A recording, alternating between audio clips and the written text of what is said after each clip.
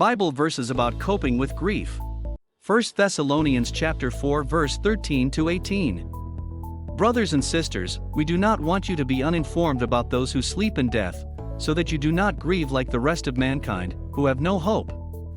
For we believe that Jesus died and rose again, and so we believe that God will bring with Jesus those who have fallen asleep in him. According to the Lord's word, we tell you that we who are still alive, who are left until the coming of the Lord, will certainly not precede those who have fallen asleep. For the Lord himself will come down from heaven, with a loud command, with the voice of the archangel, and with the trumpet call of God, and the dead in Christ will rise first. After that, we who are still alive, and are left will be caught up together with them in the clouds to meet the Lord in the air.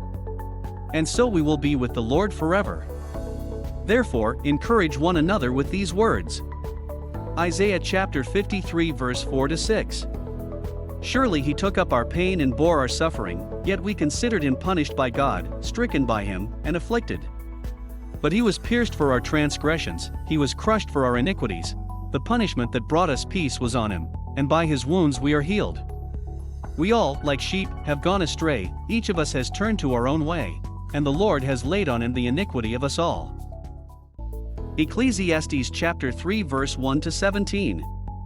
There is a time for everything, and a season for every activity under the heavens, a time to be born and a time to die, a time to plant and a time to uproot, a time to kill and a time to heal, a time to tear down and a time to build.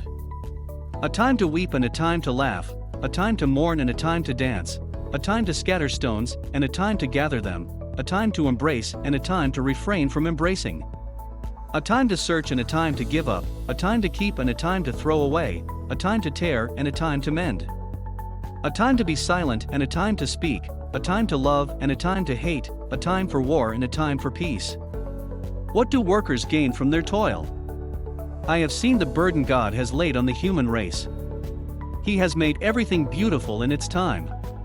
He has also set eternity in the human heart, yet no one can fathom what God has done from beginning to end. I know that there is nothing better for people than to be happy and to do good while they live. That each of them may eat and drink, and find satisfaction in all their toil. This is the gift of God. I know that everything God does will endure forever, nothing can be added to it, and nothing taken from it.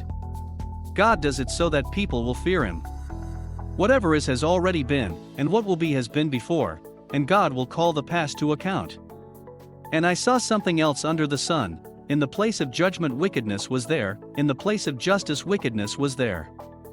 I said to myself, God will bring into judgment both the righteous and the wicked, for there will be a time for every activity, a time to judge every deed.